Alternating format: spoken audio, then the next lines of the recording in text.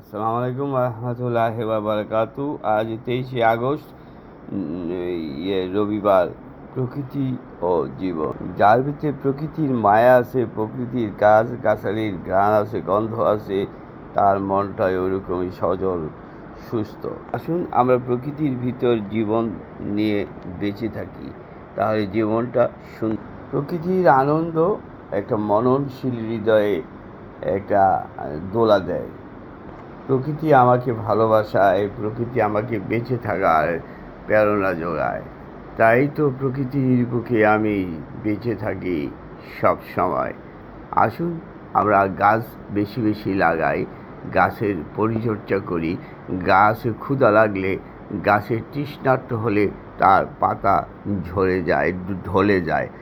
আর ওয়েস্টার্নে গাছের পাতার মধ্যে ধুলাবালি পড়লে সেগুলা তারা ক্লিন করে পানি দেওয়া, তাহলে সে গাছগুলা নিঃশ্বাসে নিতে পারে।